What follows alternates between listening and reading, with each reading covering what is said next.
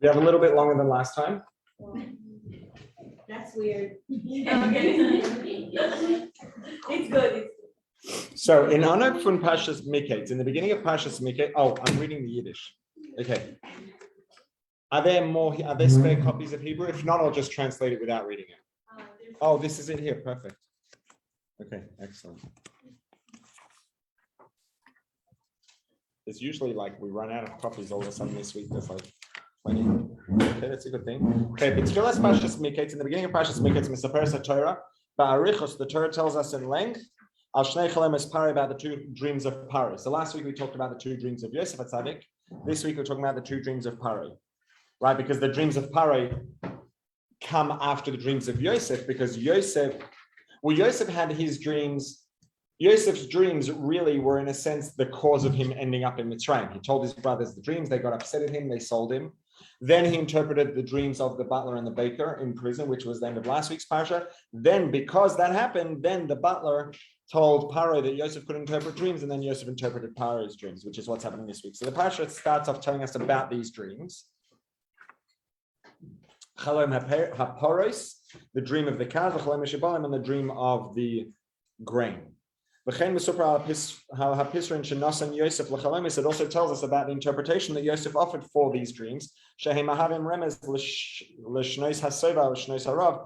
they allude to the years of famine and the years of plenty, and the sova and the years of famine that will follow. 7 years of plenty followed by 7 years of abundance, I should say. Oh, plenty is fine. Followed by 7 years of famine. Why does the Torah tell us, and at such length, about all the details of Pari's dreams? Be'ikar, primarily, al sheva shnei hasova v'sheva shnei harav. The thing that's of primary relevance to the continuing story, right? What happened after this? Yosef, Paro says to him, "Oh wow, you're so amazing. I'm gonna set you up and appoint you to oversee the storage of grain during the years of abundance, etc." So the thing that's the points that are relevant to the continuation of the story are the fact that Yosef told Paro about the years of abundance that were coming up, followed by the years of famine. But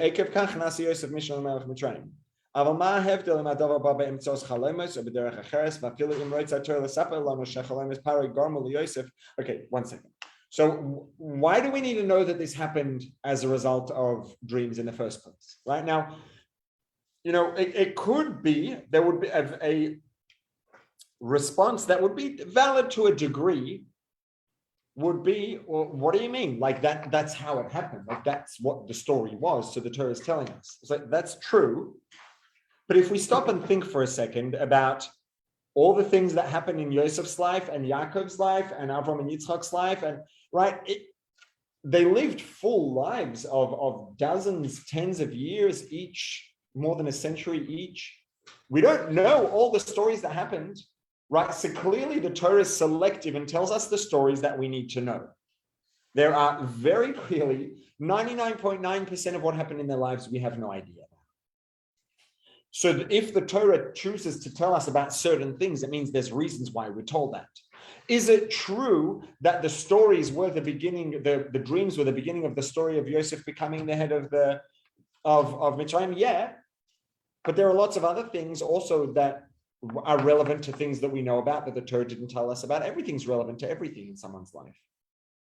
So if the Torah is telling us about Pari's dreams, obviously there's something that we need to be knowing about and learning from Pari's dreams. Otherwise, the Torah wouldn't tell us dreams. It would just say, Yosef, Paro appreciated, and we have statements like this throughout Torah, that Paro came to appreciate Yosef's wisdom and appointed him to rule Mitzrayim. Bingo, that's all you need. Well, why do we need to know about the dreams, first of all? And second of all, even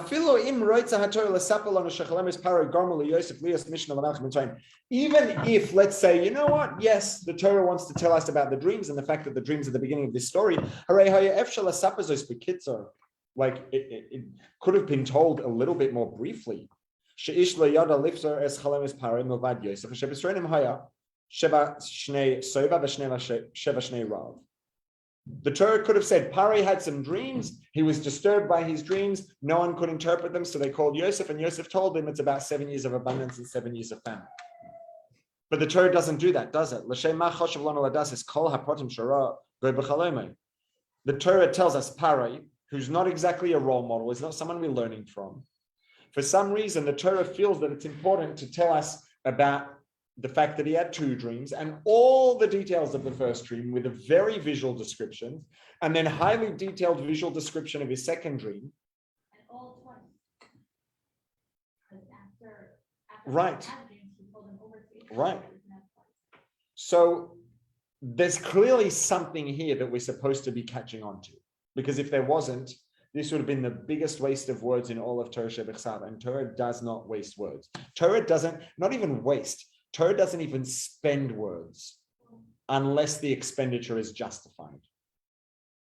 Right? There are a lot of things that Torah could have said a little bit less concisely without having wasted words, but it doesn't. Torah is always errs on the side of being more concise, so there's clearly a very big message here. These dreams are very important.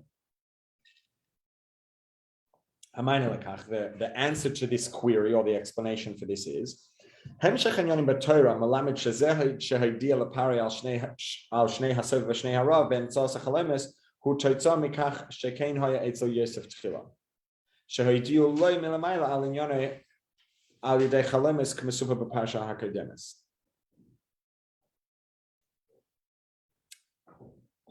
What's going on here is Hashem could have told Pari about what happened in many different ways.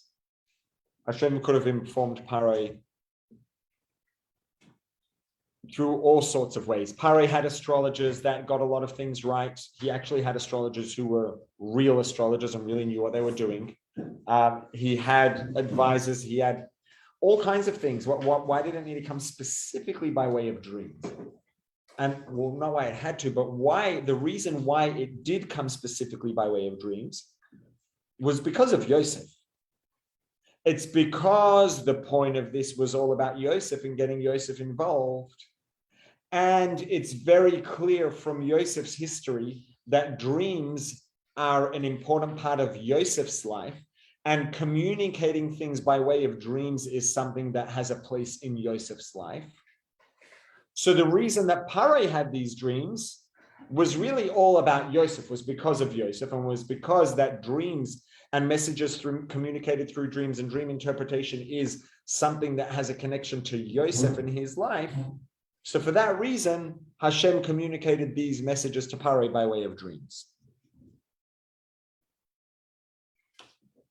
Madua hayazeh kol etzel kach etzel Pari. Why did Pari have these dreams? Mishum sheyosef atzadik hayu neshama klalis, v'hu himshech ba'olam es kol inyonei Yaakov Avinu. Yosef was a tzaddik.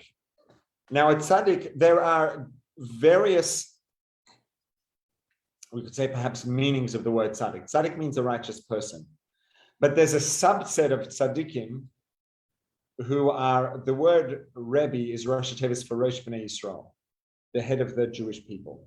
There are tzaddikim who are what's known as a Nasi Hador. They are the leader of the generation. They are, and leader is not just, people talk about leadership and being a leader. Being a leader means being a source of direction, a source of inspiration. A tzaddik who's a Nasi Hador is a source of a lot more than just direction and inspiration, etc. A Nasi Hador is actually the source of life for the generation. Maybe source isn't quite the right word. Hashem is the source of life, but the Nasi Hador is the channel for that life for the entire generation. And Yosef was a channel for Yosef at this point. Yosef was really coexisting together with Yaakov. Yosef and Yaakov were alive. Yaakov was still alive at this point. So Yaakov, in some sense, Yaakov primarily was the Nasi Hador. Let's say Yaakov was really the channel, but Yosef was the channel for that channel. So Yaakov was a channel for things, to bring things into the world. but Yosef was maybe, the part two, the channel that actually brought it down all the way and made it really accessible. So what my ההבדל בין יוסף ליעקב the channels? אולי אפשר להסביר משהו על דרך שיעקב היה השלב הראשון שהוא הכניס לתוך העולם אולי, ויוסף היה שלב שני אולי להגיד להחדיר את זה בתוך העולם, או to make it more accessible. Maybe Yaakov made it available and then Yosef made it accessible, something like that. לא מובן עדיין? זה מוכנים. כן. אוקיי, זהו. לא. פעם הבאה אני אגיד, זהו, כן. אי אפשר להבין. כן. אפשר להבין קצת. בדרך משהו.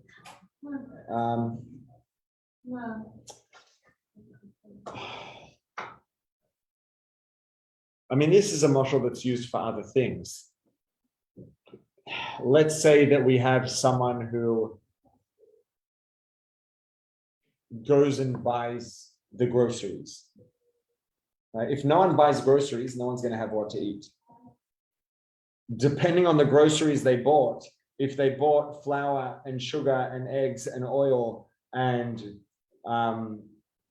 raw silver beet and rhubarb and a bunch of things that you can't just eat the way they are, if there's no one available to prepare the food and make it edible, it still doesn't help anybody. Right? So Yaakov brought the things, maybe you could say something along the lines of Yaakov brought the ingredients and Yosef actually prepared them for delivery, something like that. Does that make more sense? Awesome. Okay, so Yosef HaTzadik was kind of like part two of Yaakov, or stage two, phase two. So everything that came into the world that was delivered to the world was delivered by way of Yosef, who delivered that which Yaakov gave access to, perhaps, let's say. Because if Yosef is the leader, the channel for everything into the world effectively, and Yosef has this general theme in his life or relationship that revolves around, or a large part of it is the revelation of messages from Hashem by way of dreams, then if he is the channel of all things into the world, then it makes sense that, let's say, during his reign or during his tenure, there's going to be a tendency for things to be revealed by way of dreams. This is a fundamental lesson for us in our avodah. When a person encounters challenges with things that tempt them, that make them want to do the wrong thing, if we encounter a challenge, something that's difficult for us, that's not because something in the world happened and that thing that happened happens to create a challenge for us. It's the reverse. That challenge came into being because of us. So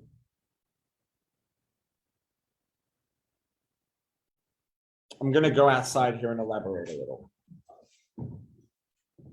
So we know that every challenge is an opportunity for growth. Every time we encounter something that's difficult, it's an opportunity to do the right thing, to achieve, to overcome a challenge, and to grow, and to make a difference. Now, we could look at this in a number of different ways. We could look at it as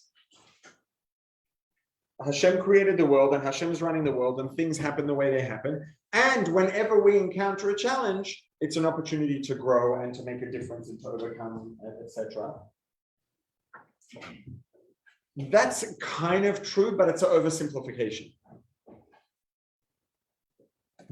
Because if we think about it, oh, you know what? Before we go there.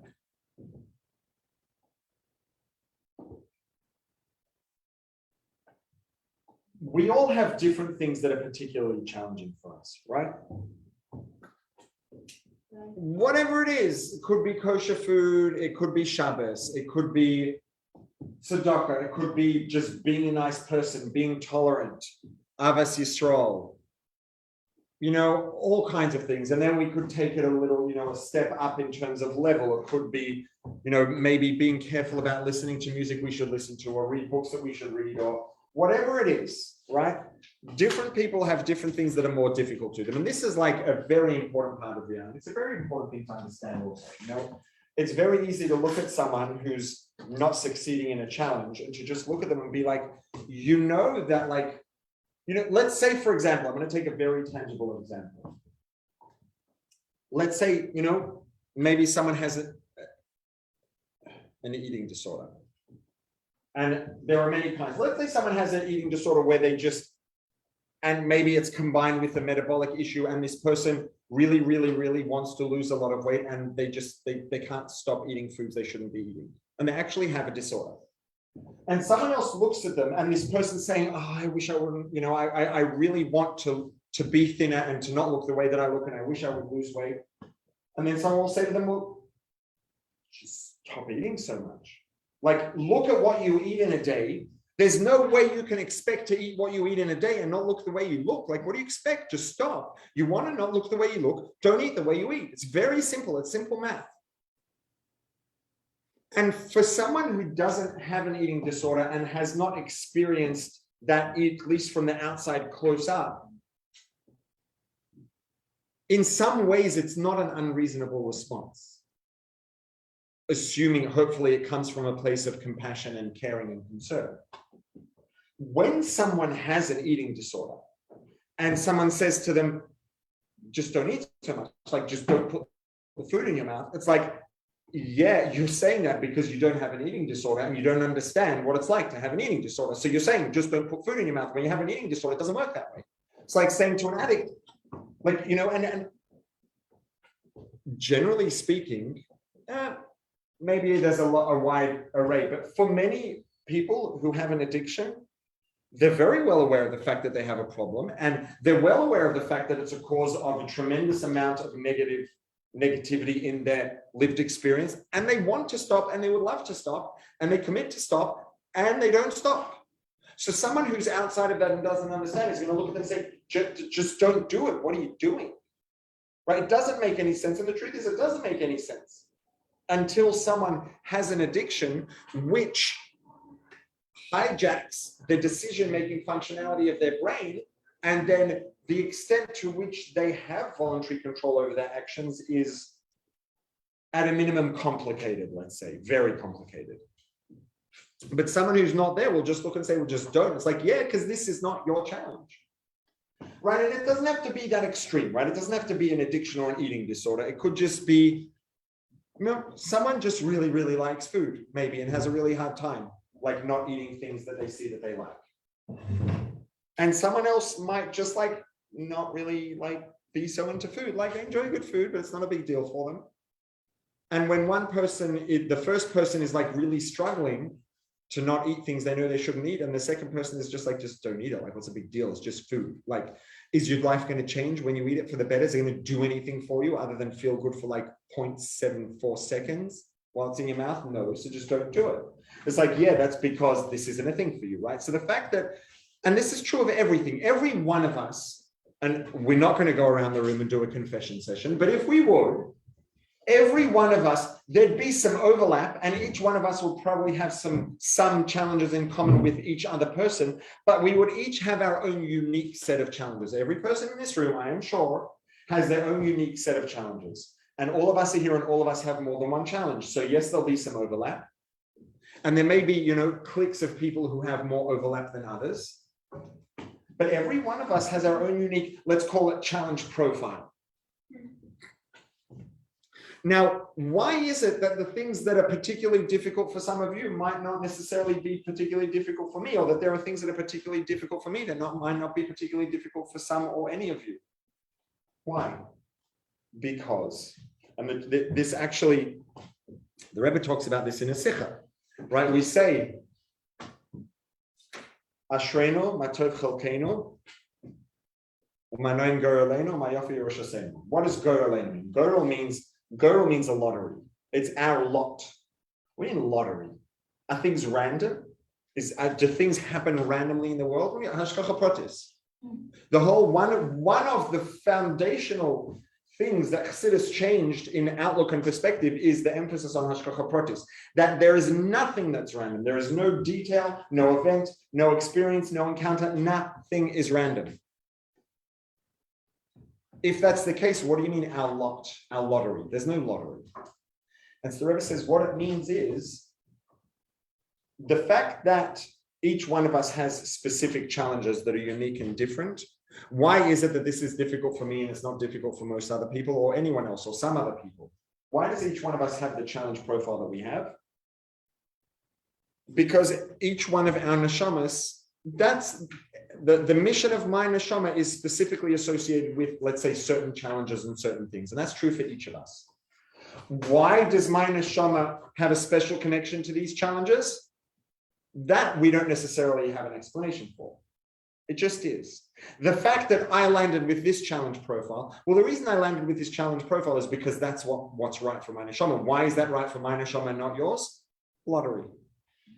Right? And a lottery in terms of, there's no explanation. You don't have to start going and trying to second guess and figure out and explain why this is difficult for you and that's difficult for me. It just is. Don't worry about it. Like that's a waste of energy to try to figure that out. Mm-hmm. Consider it random. But what we do know is that if there's something that it's a particular challenge for me or particular challenge for any one of us, that informs us that this is something that's important for our neshama and it's something we should make sure to be particular about and to pay attention to. Now, this is fine print in a tangent, but it's important to point out because this can be taken the wrong way. That doesn't mean that if there's something that's really hard and I have a hard time being effective and doing it well, I should make that my primary occupation in life. And those things that I'm really gifted at and that I love them and I'm passionate about them and I can do them really well, really easily, those are easy. Let's not do that. Let's focus on the things that are really difficult because that's not efficient and it doesn't make sense. If Hashem gave us gifts, gave us something, if someone's lucky enough, and not everybody have this, but if someone's lucky enough to have something that they're gifted at, they're very good at and enjoy and feel passionate about and can really do well, to say, I'm going to push that to the side and not use it to make the world a better place would be Bal Tashlis. That would be a waste of a gift Hashem gave us. It doesn't help Hashem because we would get more done if we did use that. So when there are gifts, things that we're good at, we're supposed to try to use them and focus and make those, if it makes sense and it's practical, to, if there's a way we can focus on those and make a primary occupation or focus of using those gifts for good, that is the right thing to do without question. So how does that tie in with saying that if there's something that's difficult for us, that's a message that it's important? It doesn't mean we need to make that our primary occupation, right? Let's say, I don't know, I mean, Baruch Hashem, this is not the case, but let's say I would really struggle with non-kosher food. That doesn't mean that I'm going to spend all day walking around the food court in a place surrounded by delicious looking and smelling non-kosher food so that I can really double down on this challenge. That doesn't make sense. That's ridiculous. It's increasing the risk of me doing the wrong thing. That's not the point. But the point is, when this challenge comes up, I should appreciate how valuable this challenge is for the development of my neshama and for me to do what the world needs. And to make sure that I really put in the requisite effort to do this properly and to take this challenge and address it the right way. The more difficult a challenge is for us, the more important it is and the more of a priority it is for us to make sure that we do it right and we do everything we can to overcome that challenge. It doesn't mean we should increase the degree to which that challenge is part of our lives. That's a bad idea and it's the wrong thing to do. And Torah it's very clear that we should try to reduce and minimize challenging situations. The fact is every challenging situation is a risk of the possibility of doing the wrong thing. So we don't increase challenges. And it is a good idea and the right thing if we can. If there's something we're gifted at and really good at, if there's a way we can use it for a good thing, that is the right thing to do. Especially if we're good at it and we enjoy it. It's doubly the right thing to do. When there's something that is challenging, when it comes up, it's important to be aware that this is something that is uniquely important for our neshama, and we really have to respect it properly and take it seriously. So when there's something that's particularly difficult for a person, that makes it particularly important for their neshama, for their mission in the world, for their development, and for their contribution that they make. So if there's something that's particularly difficult for me, I should try to avoid it. But when it happens, that is a unique opportunity. Now, if this thing, whatever it is, let's say it was food, maybe another one that will be a little bit more complex and interesting to describe. Let's say music. Let's say someone used to listen to, music that was very not good for their neshama, and they stopped. And it can be really hard, right? Stopping to listen to music that you love is an extraordinarily difficult thing to do. Extraordinarily difficult. I think for a lot of people, it might be one of the hardest things to do. It's extraordinarily difficult because the connection we have to music is so deep. And let's say that there's music that I used to listen to and used to really enjoy, and I'm on my way to shul in the morning, and a car pulls up at a red light with the windows down, playing my favorite song of all time, just as I get to the intersection. Right? Now, if this is something that I particularly struggle with, that means this is an opportunity to focus on making sure that it doesn't affect me and it doesn't take me to places I shouldn't go, and that I, stay focused on what I should preferably be focused on and move on. Now, if this is something that I specifically struggle with, that means that this, more than other things that are not as challenging for me, this is the thing that's the greatest opportunity for me to grow, develop, and to do what I need to do in the world, to contribute to Dir B'Tachtonim, to contribute to uplifting the world and illuminating it. And if that's the case, why do you think that Hashem presented this challenge to me right now? Because this was the opportunity, the greatest opportunity for me to fulfill this. So that means, now think about it. I happened to pass the intersection just as this car pulled up, just as that song was on the radio station I happened to be listening to as their windows were rolled down.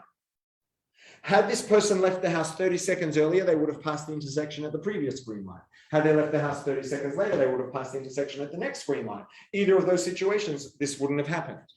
Had that person taken a different route to work, or had that person felt cold and rolled the windows up, or, had the ranking of the songs that day been different, or had that CD had a scratch in it, or had they just been in a different mood and changed the station or changed the CD or skipped that track on their MP3 player, whatever it is. There are so many variables that had to come together perfectly for this event to happen. Think about what that means. Think about how many things Hashem engineered to give us this opportunity. When a challenge happened, when I get to that intersection and that song is blasting from that car with the windows down, I could get upset about the fact that it happened, or I could say, think about what Hashem pulled off to create this opportunity for me. The reason this happened was because this is what I need. This is the opportunity for my neshama, for my growth, for my chance to contribute and to give the world what I have to offer. And in order to give me this opportunity, Hashem made this person leave the house at exactly the moment that landed them at this intersection, and made sure they felt inclined to wind the windows down, and made sure they chose the radio station that had the rankings that worked out exactly with the song playing at this moment while they were at the red light with the lights down as I was walking past. It's like, look at what Hashem did just to create this opportunity for me. Now that might seem a little bit ridiculous. It's like, calm down, right? Get over yourself, as people might say. And no, actually, it's not. There are times when it might be good advice for us to get over ourselves. But I can't do that chuckling. That's me.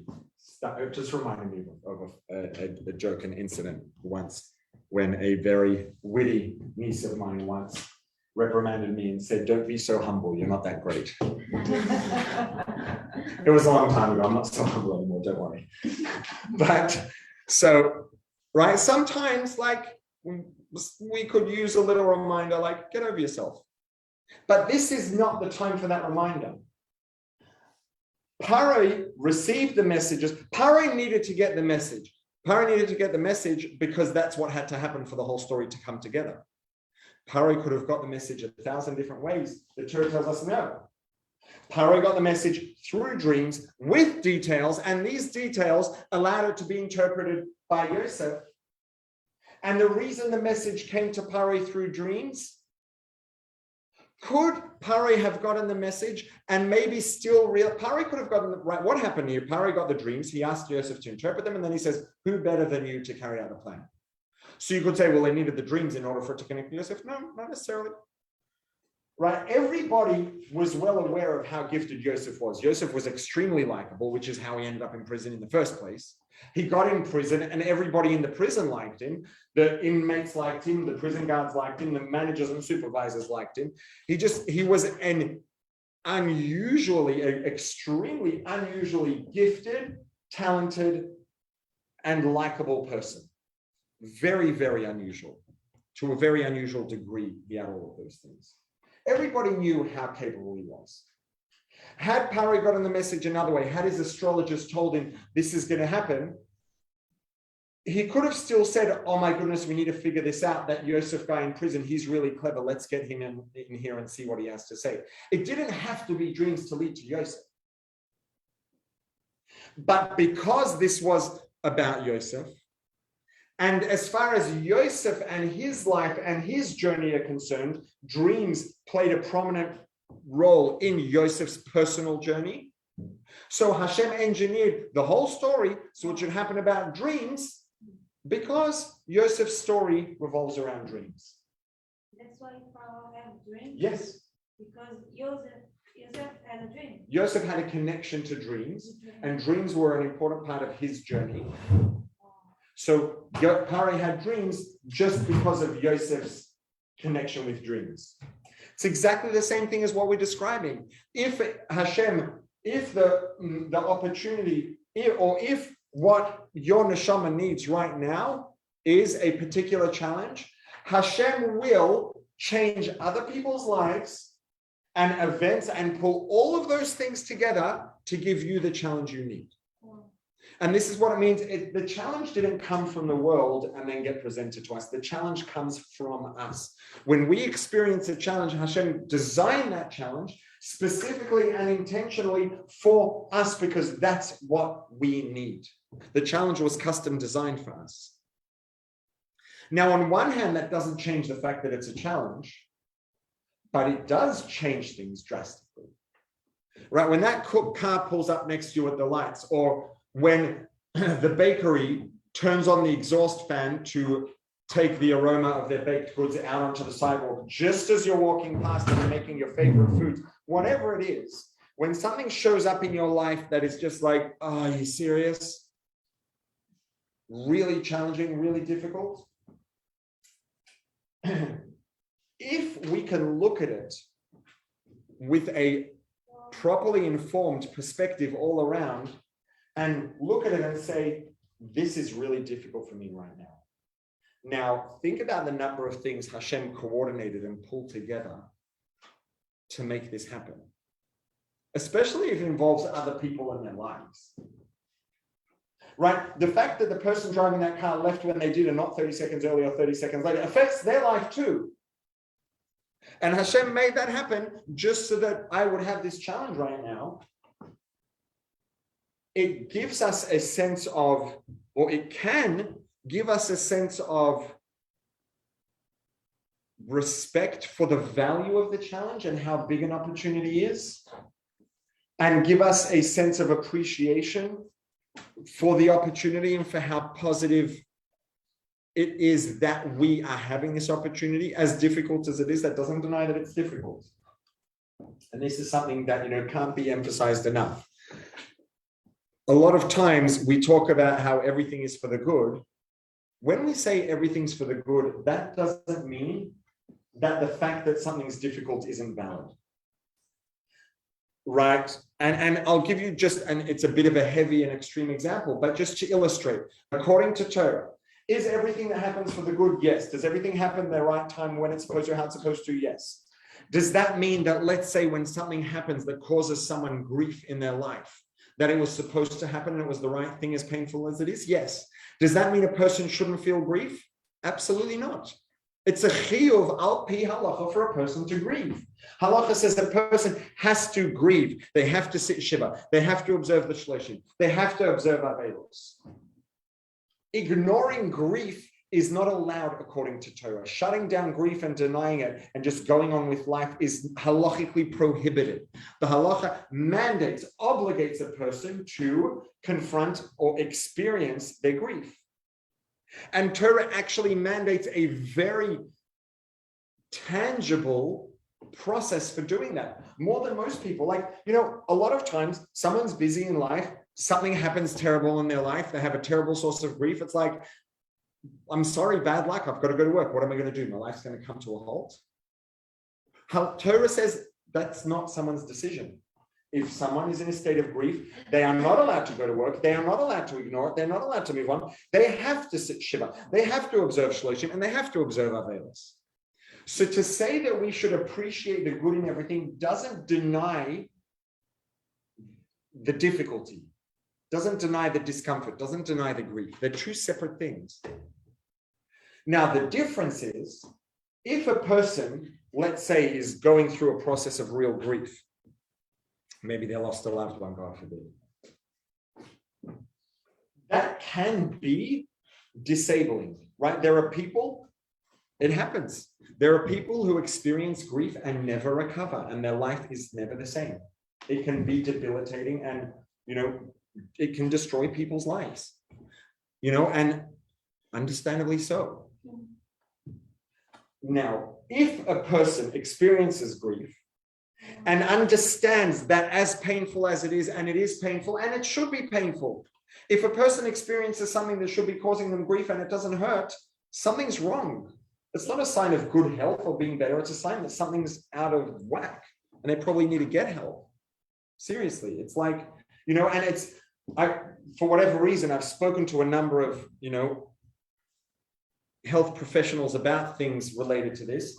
And it's one of the things that they've all universally said is that when people try to suppress their grief and they don't process it and they don't acknowledge it, without fail, they will end up suffering way more in the long term down the road, because that grief doesn't go anywhere. There's no such thing as turning grief off. There are two options. One option is to experience it and to process it. The other option is to put it behind a door and lock it. And you know what happens when you lock it behind a door? It grows and grows and grows and grows and grows. And it can be locked up behind the door for a while, but at some point it's going to come crashing out and it's going to be worse than it ever was. So Torah says a person must experience that. But when a person, while experiencing that pain, understands that, yes, this situation, which is truly sad and truly heartbreaking, we're not saying that the fact that a person feels grief is because of their weakness or their inability to see the truth. That's not what we're saying. The grief is proper and correct and necessary. That being said, it's possible for a person to experience the grief and at the same time understand and appreciate that whatever it is that happened, if it happened and Hashem brought it to this was what was supposed to happen, and somehow, in a way that we may never be able to understand, it was the right thing. And it was the truly correct thing that needed to happen. That can give a person what they need to get through it and to be able to thrive despite the fact that they are feeling grief. The point of that understanding and that perspective is not to avoid the grief. It's to be able to live and thrive despite the fact that one is in a state of grief. So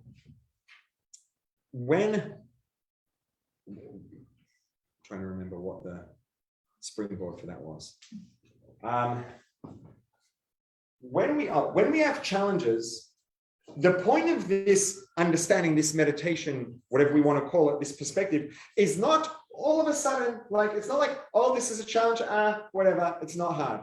It might be hard. It's okay for it to be hard. They call challenges for a reason, because they're challenging. And this perspective may not eliminate the difficulty of the challenge, but it will level the playing field.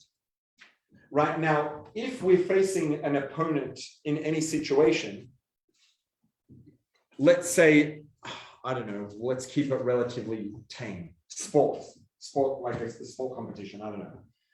And there's someone who you have to beat to get the medal that you want or the trophy that you want or whatever it is. And this opponent is really, really, really, really tough. So what do you do if you have to face a tough opponent?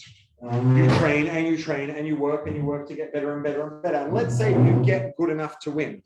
Does that mean all of a sudden the opponent's not good anymore? No. Does that mean the opponent's not going to be challenging anymore? No. Does the fact that someone won gold medal mean that the silver medalist was like way beneath their level and really like not good enough to, not at all. Many times, most times when you get to that level of competition, the difference between first and second place is minuscule. The percentage difference in performance is tiny. And a lot of times, you know, someone will win and they'll acknowledge and say, you know what, it honestly could have gone the other way. I'm just grateful that it didn't. Right? The fact that we have what it takes to overcome the challenge doesn't mean, therefore, the challenge went away. It means that it levels the playing field and it gives us motivation, strength, clarity, tools to be able to succeed more effectively. It doesn't mean it's not challenging, but it means that we can confront the challenge with the courage and the confidence, knowing that we have what it takes. This is a difficult situation. I know that, and that this situation only exists because Hashem pulled everything together to give me this as an opportunity for growth. Think about, on top of that, think about if Hashem knows, right? Hashem is no fool, to say the least. Hashem knows that giving someone a challenge is a risk of failure, right? Not everybody overcomes every challenge every time. Let's be conservative, right?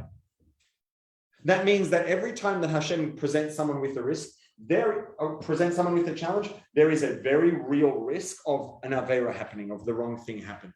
There's a very real risk here. Now, if Hashem is prepared to take the risk of an avera happening because it creates an opportunity for us to overcome that challenge, think about how big the value of overcoming the challenge must be if Hashem is prepared to risk an avera. Right? You don't risk, if a person's being reasonable, you would only risk something if there is a reward that becomes possible as a result of that risk, that justifies that risk. Right? If someone comes up and, you know, says, listen, I have this business idea, it's like going to be amazing, it's going to be really successful. If you lend me $1 million for 6 months, I'll give you back $1,010 in 6 months. It's like, you're going to be out of your mind. I'm going to risk $1 million because I might make $10 profit. It's going to be crazy. Now, let's say that someone has $1 million that they can afford to loan. And someone says, listen, this is like a crazy opportunity. If you could, you know, invest $1 million in this venture that I'm engaging in, it has the capacity to turn that $1 million into 50 million by the end of the year. Now we're talking, possibly. Now, what's the likelihood of something like that actually being realistic? Not very high, but let's say hypothetically it was a real opportunity and it was like, there really was a 90% chance of success. It wouldn't be unreasonable for someone who can afford that 10% risk of losing the $1 million to invest it with a 90% chance of getting back 50 million. Even if there's 100% certainty you're going to get a $10 back extra at the end. If there's 100% certainty if you invest $1 million, you're going to get $1,010,000 in 6 months, it's still not worth it.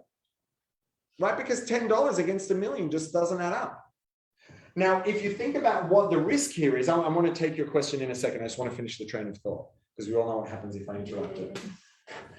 If Hashem is risking an avera here, every avera is catastrophic.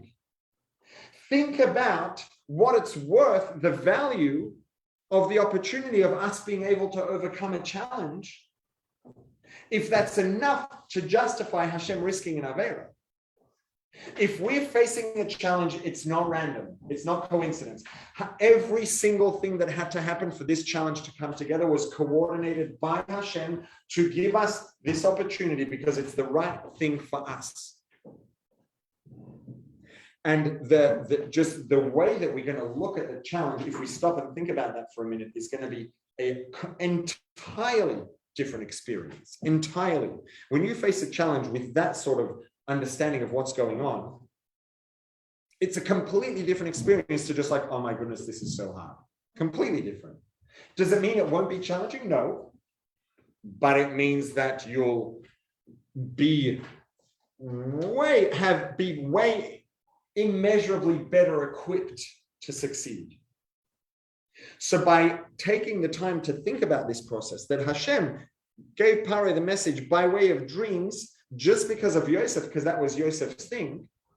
And when Hashem pulls together a challenge in our life, all of that came together just for us. It gives us a motivation that we may not have had without it. And motivation increases our likelihood of success. It gives us an appreciation for the value without which we would have had less chance of success. So all the things that change when we look at things this way and understand it. In number one, it could actually make us appreciate the challenge. You know, there's an expression when something hurts so good, right? There's hurt so bad and there's hurt so good. Hurt so good means it hurts, but like, it's like, I don't know, an example. If someone really wants to get stronger, right? And they do exercise, intense resistance exercise to build the strength of their muscles, that comes with a lot of pain. Number one, it could be painful at the time when they're doing the last rep that's really hard to do. And then a person can have delayed onset muscle soreness and, you know, be in pain for 3 days afterwards.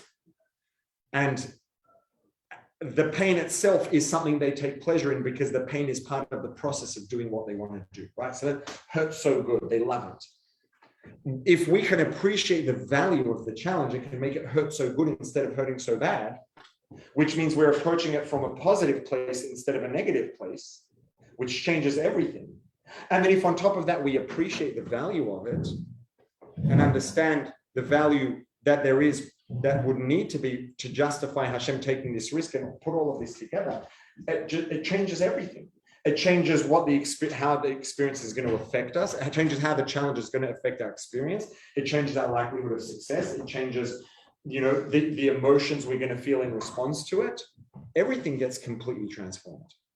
Question? Yeah, the question is, if Hashem knows what will be in the end, not if he knows what will be in the end. So for what are all these challenges? Why are we struggling with it? Like, Hashem knows already if I fail this challenge or if I'm not, if I'll success. So like, who got it? It's like a game. It's a good question. It's a very difficult one. I would say the degree to which we can resolve that question is limited, because there is a degree to which that picture is beyond our ability to really grasp, but not entirely. So I'm trying to think of a metaphor to illustrate what the value, because you asked quite a specific question, a lot more specific than it often is. So hypothetically, let's say that, let's say that I'm teaching 5th grade kids math, right? Or let's say that I'm tutoring a very gifted child in, maybe it's math, let's say.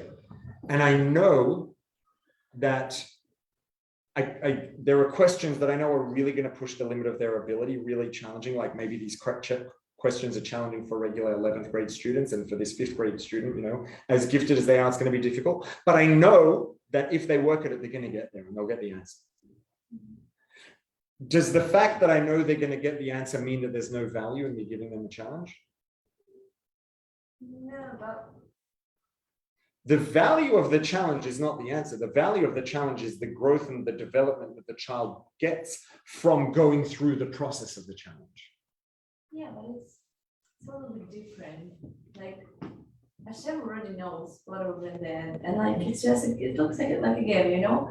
Like, You mean Hashem knows what's going to happen in terms of our development Yeah. also, not in terms of what we're going to do? yeah, Hashem knows like what's like what we will choose and like what our actions will be. Like so for what as a challenge, he already knows what it will be. Because the fact is, we still grow through the process. He's doing it for us, not for himself. So we can just chill out, like we can just chill. We're gonna, Okay, so you're already getting into the existential issue of determinism, etc. Which is, so here's the thing we have to understand. The fact that Hashem knows the future doesn't mean it's not really our choice. It can be difficult to see this clearly, but if you stop and think about it, they're two separate things and one has nothing to do with the other. It's hard to visualize how it really is a choice if Hashem knows what we're going to do, but that doesn't change the fact that knowledge of the future and free choice are separate things that are not actually connected to each other. how is it possible?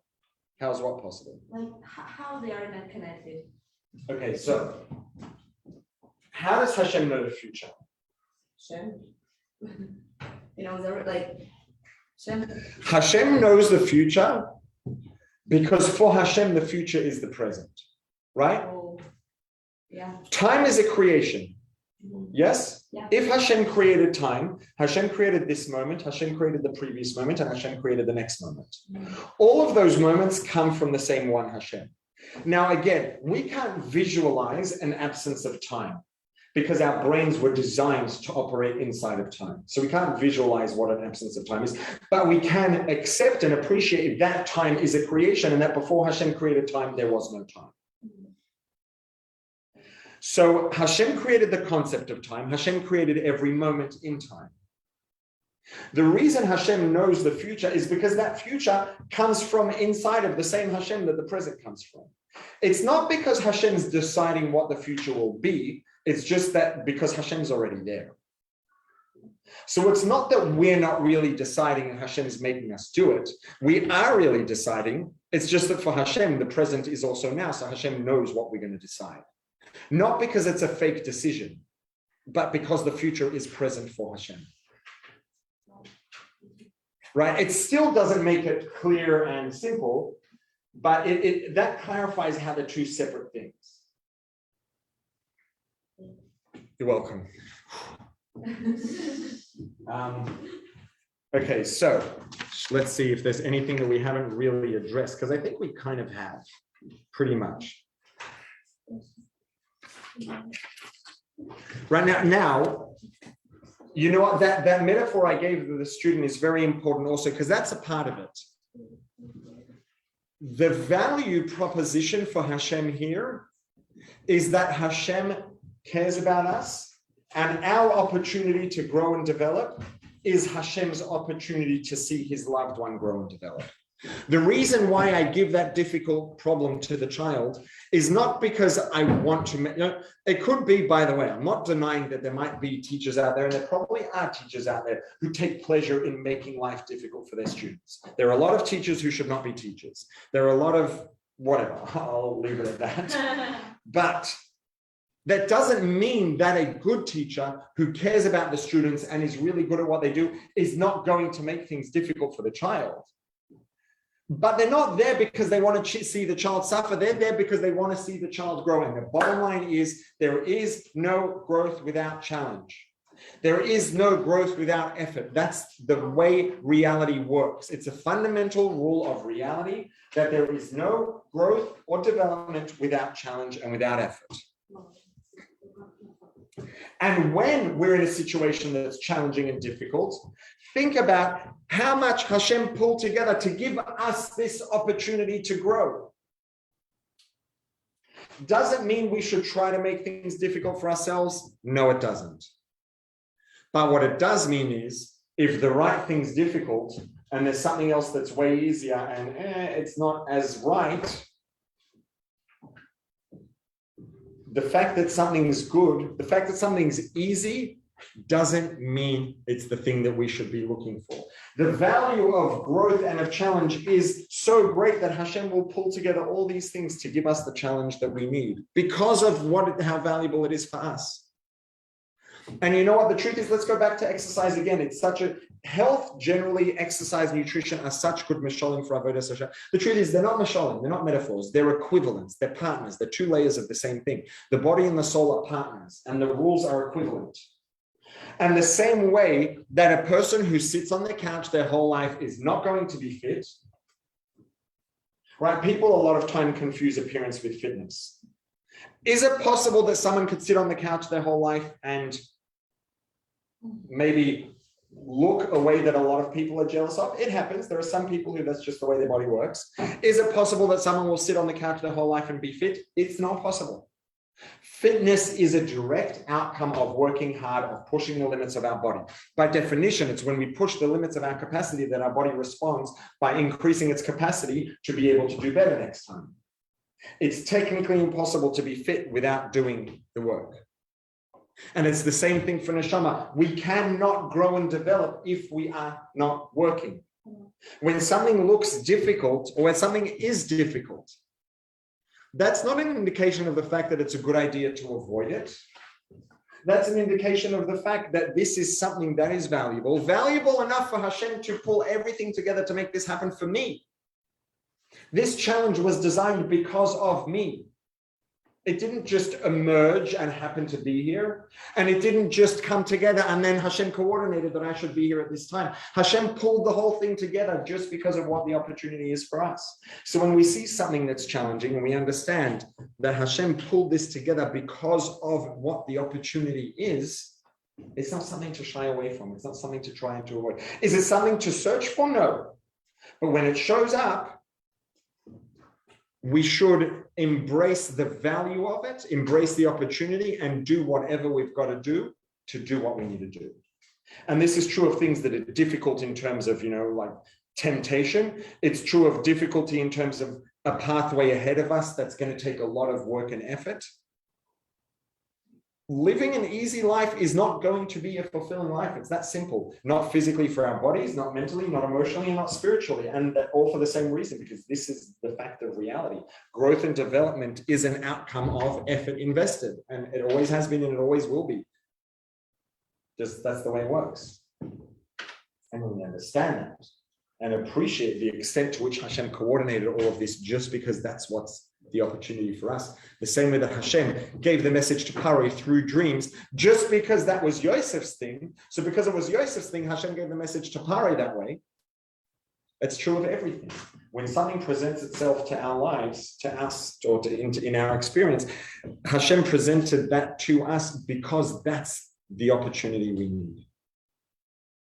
And because that's the thing that's right for us. And it was enough to justify Hashem taking the risk and Hashem coordinating all of that just to give us this opportunity. Okay.